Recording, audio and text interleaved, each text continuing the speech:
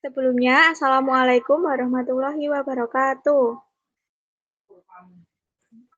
Waalaikumsalam Kami dari warahmatullahi kelompok wabarakatuh. 5 dengan materi pasar bebas izin mempresentasikan hasil diskusi kami yang akan disampaikan oleh 3 anggota kelompok kami, yaitu saya Laila Cahyu Andini, NIM 041, saya Erika Irhas Egarwati, NIM 037, dan Alma Fitri Nur Sabila, NIM 047, dengan dosen pengampu Ibu Ferinda, dengan topik diskusi pasar bebas. Untuk materi pertama akan disampaikan oleh Mbak Erika. Yang pertama, pengertian pasar bebas. Pasar bebas merupakan suatu pasar di mana penjual dan pembeli memiliki kebebasan penuh dalam menetapkan masalah perdagangan dan juga bisnisnya.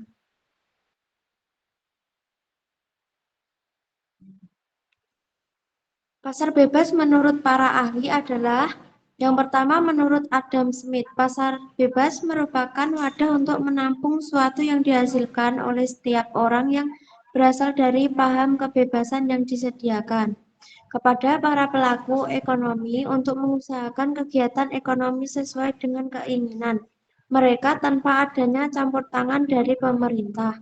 Yang kedua, menurut David Ricardo, pasar bebas adalah suatu keinginan perdagangan luar negeri yang melibatkan lebih dari 2 negara, yang masing-masing di antaranya akan melakukan perdagangan tanpa ada masalah dari pihak pemerintah.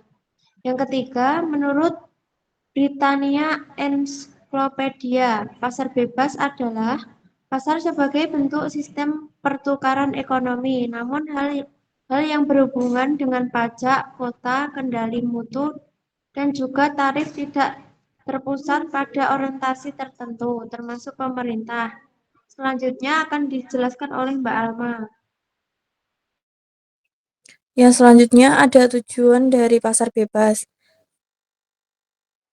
Ada 5 tujuan dari pasar bebas. Yang pertama, meningkatkan pendapatan negara. Pasar yang luas meningkatkan permintaan produk, memperbesar peningkatan ekonomi, dan mengundang investor asing. Hal ini meningkatkan lapangan pekerjaan, mengurangi pengangguran, dan meningkatkan pendapatan per kapita masyarakat.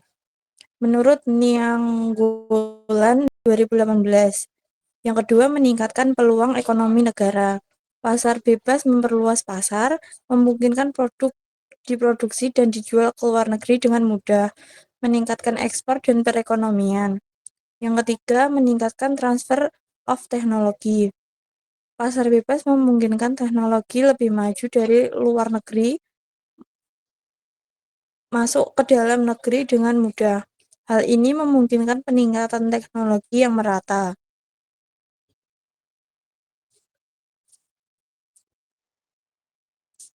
Selanjutnya yang keempat, memenuhi kebutuhan dalam negeri. Membantu pemerintah memenuhi kebutuhan dalam negeri dengan mengurangi biaya impor dan persaingan ketat, sehingga memungkinkan pemerintah memenuhi kebutuhan dengan harga yang lebih murah. Yang kelima, memperluas pasar. Sistem perdagangan yang lebih terbuka ke berbagai negara tentunya bisa memperluas konsumen pada sebuah produk. Yang C, ciri-ciri pasar bebas.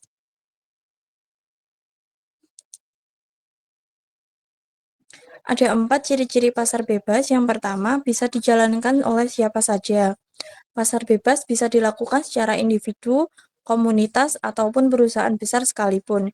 Yang kedua, adanya pembagian kelas.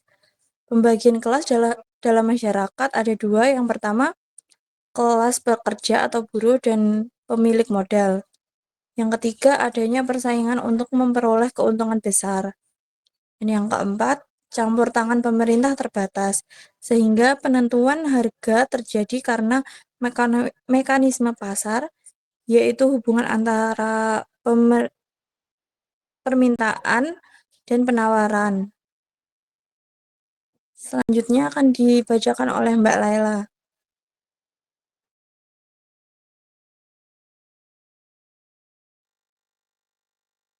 Akan dibacakan oleh Mbak Erika.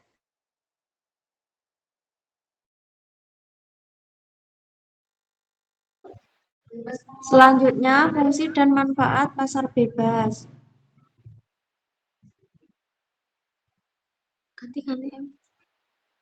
Fungsi pasar bebas dalam perekonomian negara yaitu untuk bisa memberikan kebebasan kepada masyarakat untuk melakukan berbagai aktivitas ekonomi, khususnya dalam melakukan aktivitas ekspor dan impor barang.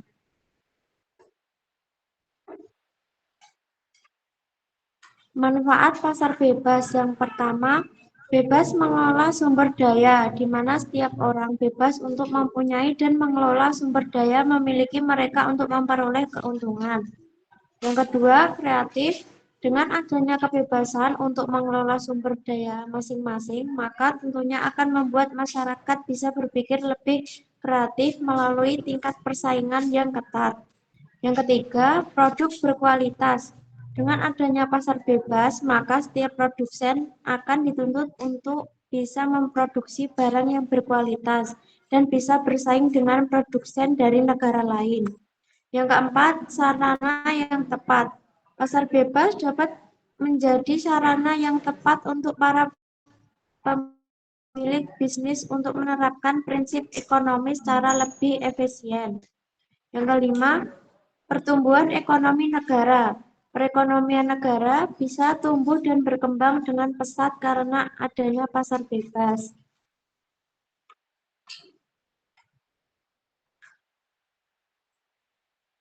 Selanjutnya akan dijelaskan oleh Mbak Laila. Untuk selanjutnya, materi E, kelebihan dan kekurangan dari pasar bebas.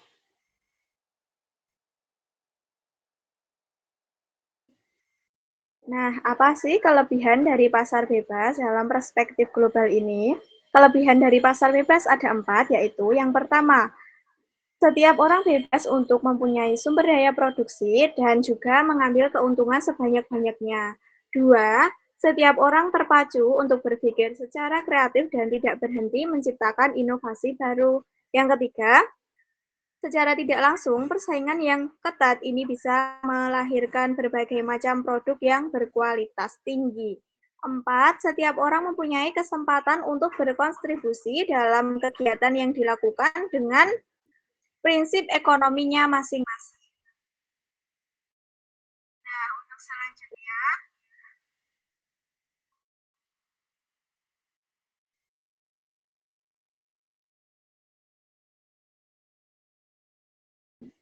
untuk selanjutnya, apa sih kekurangan dari pasar bebas ini? Nah, ada 4 juga. Yang pertama, setiap orang dengan kondisi ekonomi yang kuat bisa mengeksploitasi orang-orang dengan kondisi ekonomi yang rendah.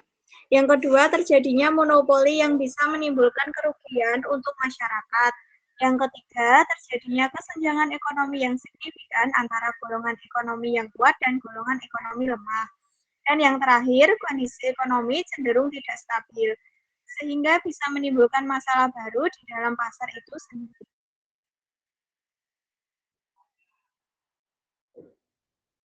Untuk selanjutnya, beberapa contoh perdagangan di pasar bebas. Yang pertama ada APEC, ASEAN Pacific Economic Cooperation, yaitu sebuah kerjasama ekonomi antara 21 negara yang ada di wilayah Pasifik. Kerjasama ini bertujuan untuk membangun hubungan antar negara untuk meningkatkan pertumbuhan ekonomi dan mendorong perluasan perdagangan bebas yang ada di kawasan Asia Afrika. Yang kedua yaitu TAFTA, China ASEAN Free Trade Area, yaitu sebuah pasar bebas yang hadir dalam bentuk perjanjian perdagangan antara China dengan negara-negara di ASEAN. Untuk yang ketiga ada EU atau European Union, adalah sebuah kerjasama yang terjalin di antara 28 negara di bawah kawasan Eropa. Nah, adanya EU ini bertujuan untuk memudahkan proses keluar masuknya barang dari tiap negara anggota supaya perekonomiannya terus meningkat. Yang keempat ada MEA atau Masyarakat Ekonomi Asia. Adalah sebuah pasar bebas yang ada di Asia Tenggara dengan beranggotakan negara wilayah ASEAN. MEA ini memungkinkan terjadinya proses penjualan barang dan jasa antar negara anggota tanpa adanya tarif bea cukai. Untuk fotonya bisa dilihat di sebelah penjelasan materi. Lanjut, yang kelima ada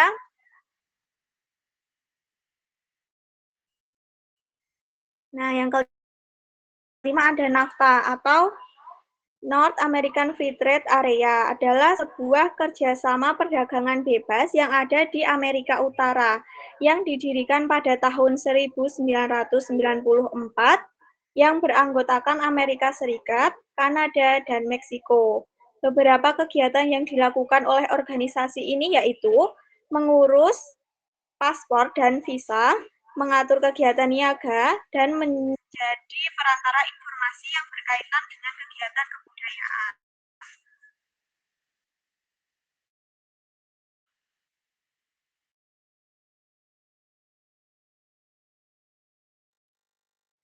Sekian presentasi dari kelompok 5. Apabila ada saran yang ingin disampaikan, kami persilahkan. Dan sekaligus kami membuka sesi tanya-jawab untuk teman-teman yang ingin bertanya, dipersilahkan.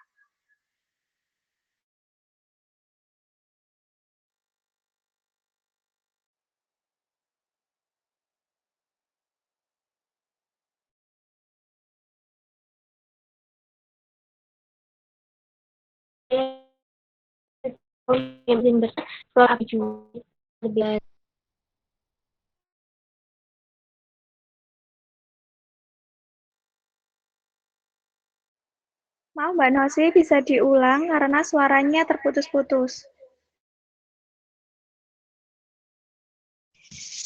Baik, saya ulangi. Produk apa saja yang dijual di pasar bebas? Baik, silakan pertanyaan selanjutnya. Izin bertanya. Pertanyaannya, bagaimana perspektif global terhadap pasar bebas dalam konteks ekonomi global saat ini? Terima kasih. Baik, pertanyaan selanjutnya. Saya izin bertanya, mengapa di era globalisasi sekarang ini dapat membentuk suatu pasar bebas? Baik, untuk 3 pertanyaan kami tampung terlebih dahulu. Kami memohon beberapa waktu untuk menyusun pertanyaan.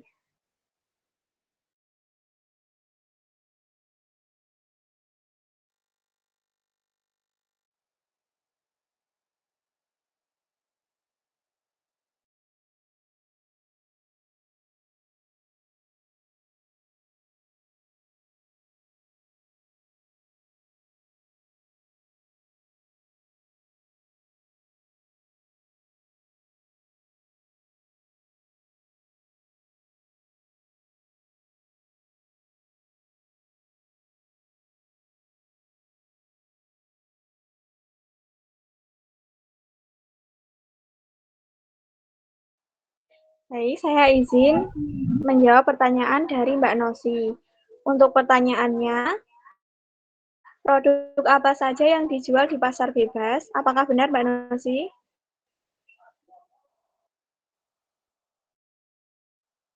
Ya, untuk jawabannya yang pertama, barang konsumsi berupa makanan dan minuman, pakaian, aksesoris, peralatan rumah tangga, elektronik konsumen seperti televisi, ponsel, dan komputer. Yang kedua, barang tahan lama seperti kendaraan. Yang ketiga, jasa berupa jasa kesehatan dan pendidikan. Yang keempat, barang mentah dan sumber daya alam seperti bahan bakar, minyak dan gas, logam, perak, mineral, dan produk pertanian lainnya. Yang kelima, produk industri dan komersial, yaitu mesin dan peralatan industri, bahan bangunan, barang manufaktur, dan komponen elektronik lainnya. Yang keenam, produk teknologi dan digital berupa perangkat lunak atau software, aplikasi dan layanan online, serta produk digital berupa e-book, musik, atau film. Apakah benar, Mbak Nosi? Ya, terima kasih Mbak Laila.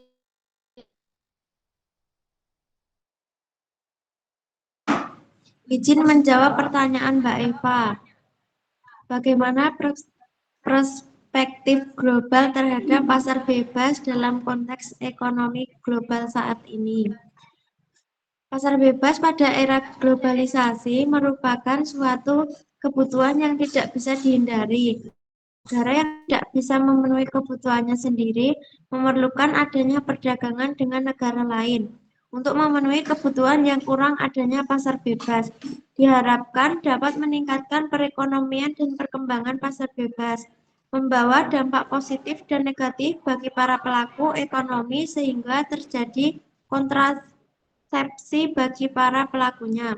Sejauh ini, suatu negara tidak bisa menjauh dari pasar bebas, sehingga bagaimana suatu negara harus membuat inovasi, kreativitas, tingkat kerja, dan segala sesuatu yang baik dan dapat bermutu agar dapat bersaing dalam pasar bebas. Gimana Mbak Eva? Iya, terima kasih.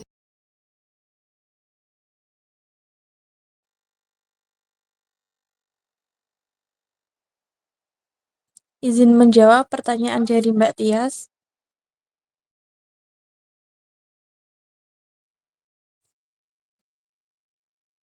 Pertanyaannya, mengapa di era globalisasi ini pasar bebas dapat terbentuk? Pasar bebas tercipta karena adanya globalisasi, sebab globalisasi membuat berbagai negara di dunia saling terhubung satu sama lain. Salah satu caranya melalui perdagangan antar negara, ada banyak aktivitas yang bisa dilakukan dengan pasar bebas, dan beberapa di antaranya ialah ekspor dan impor. Bagaimana Mbak Tias? Ya, terima kasih.